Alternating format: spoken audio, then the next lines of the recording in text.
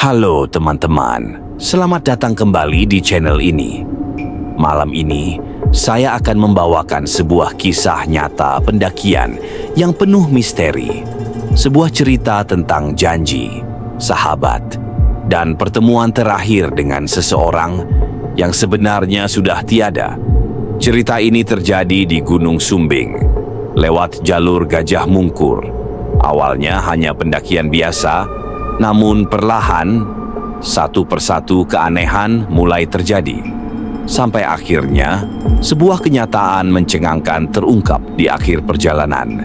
Kalau kalian suka dengan kisah-kisah horor pendakian seperti ini, silakan dukung channel ini dengan cara klik tombol like, subscribe, dan tinggalkan komentar di bawah. Biar kita bisa sama-sama berbagi cerita dan kalian nggak ketinggalan kisah seram berikutnya. Jadi, siapkan diri kalian, nyalakan lampu redup, dan mari kita mulai kisah. Malam ini, kisah tentang pendakian terakhir bersama seorang sahabat yang sudah meninggal dunia.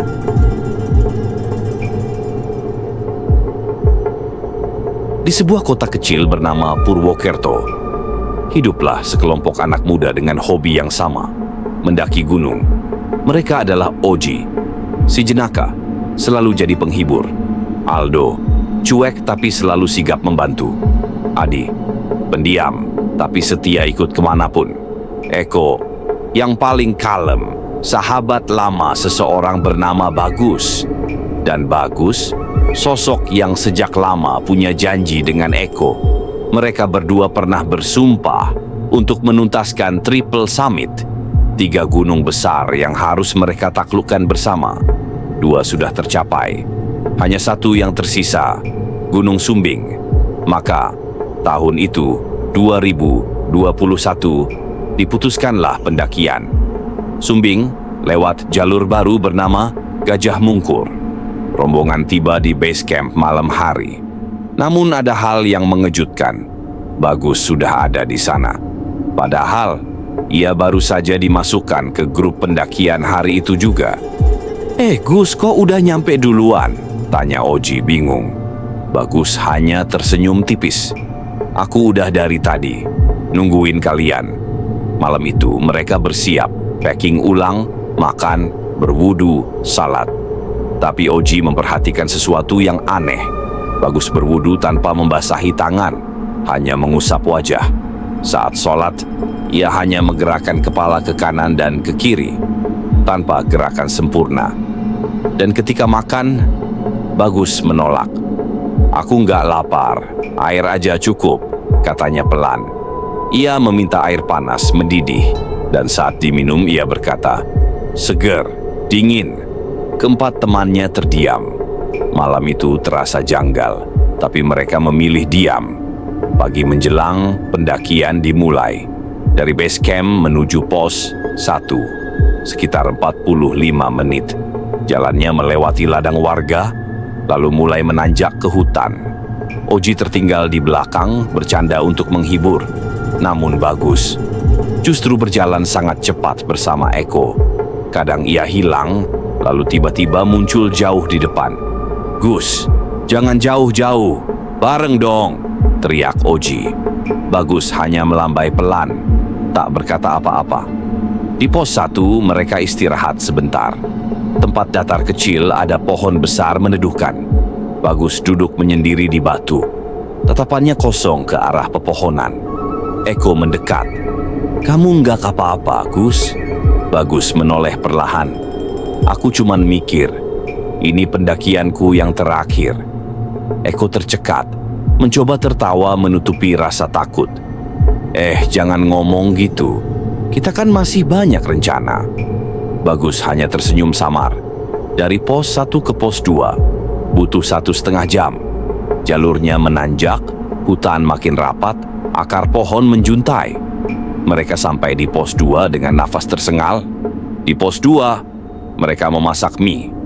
Bagus kembali menolak makan, hanya meneguk air panas. Seger, dingin, katanya lagi. Oji, Aldo, dan Adi saling pandang. Bulu kuduk meremang.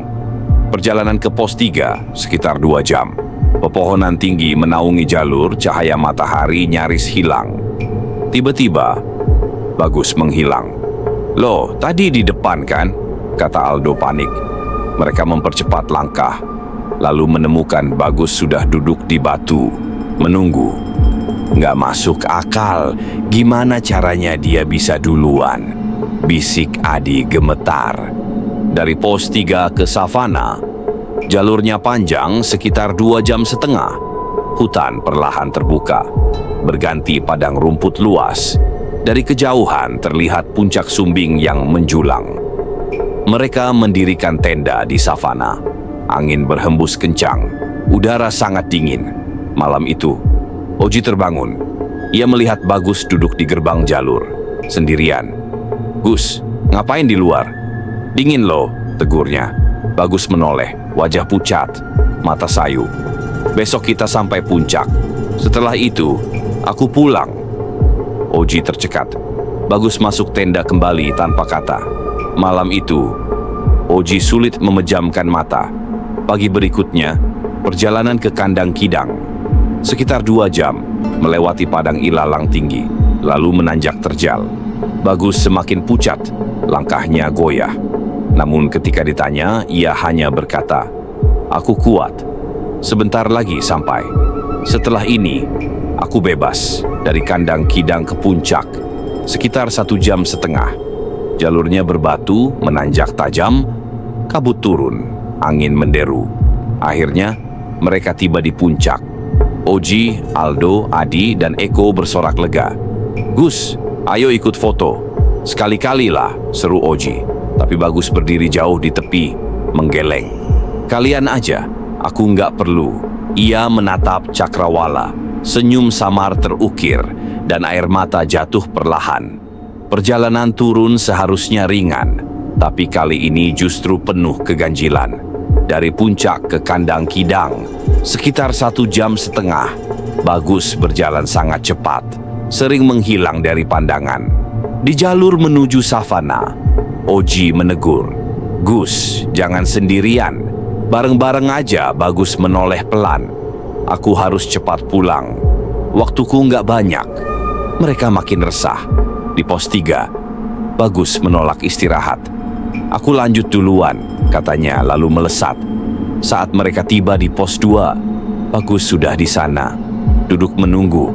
Tak mungkin, jalannya terlalu cepat. "Nggak masuk akal," bisik Aldo. Akhirnya mereka sampai di base camp. Bagus buru-buru pamit. "Aku pulang duluan ya." Ia naik ojek, pergi tanpa menoleh lagi. Rombongan melanjutkan perjalanan pulang. Namun entah kenapa, mobil mereka tersesat.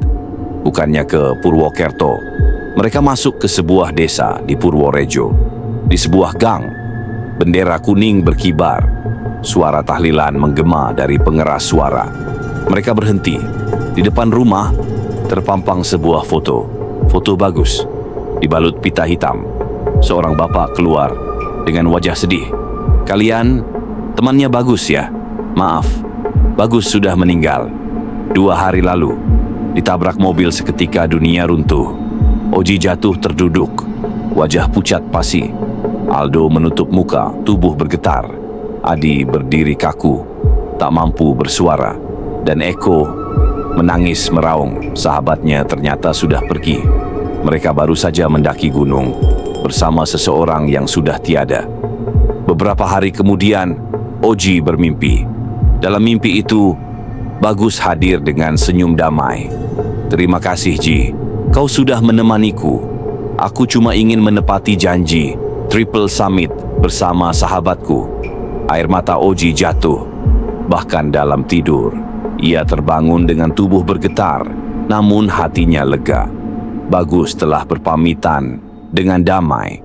Sejak hari itu, setiap kali Oji mendengar nama Gunung Sumbing, setiap kali melewati jalur Gajah Mungkur, ia selalu mengirim doa untuk Bagus. Pendakian itu bukan sekadar perjalanan, itu adalah perpisahan terakhir. Janji seorang sahabat yang ditepati meski ia telah tiada. Itulah kisah nyata pendakian di Gunung Sumbing. Sebuah perjalanan terakhir bersama sahabat yang ternyata sudah tiada. Sebuah janji yang ditepati bahkan setelah kematian. Bayangkan, bagaimana jika kalian berada di posisi mereka? Mendaki, bercanda, berjalan beriringan, namun belakangan baru tahu bahwa teman seperjalanan kalian sudah meninggal dunia sejak 2 hari sebelumnya. Gunung memang menyimpan banyak misteri dan masih banyak kisah lain yang mungkin lebih menyeramkan dari ini. Cerita tentang tenda yang diguncang makhluk tak kasat mata, tentang pendaki yang hilang tanpa jejak, atau tentang suara-suara aneh yang memanggil nama kalian dari dalam hutan. Kalau kalian ingin saya lanjutkan kisah-kisah misteri lainnya, jangan lupa tinggalkan jejak di kolom komentar, klik tombol like, dan subscribe channel ini. Karena siapa tahu cerita berikutnya jauh lebih menyeramkan. Sampai jumpa di kisah selanjutnya. Dan ingatlah, jika suatu saat kalian mendaki gunung, lalu ada satu teman baru yang tiba-tiba bergabung, berdoalah, semoga dia benar-benar masih manusia.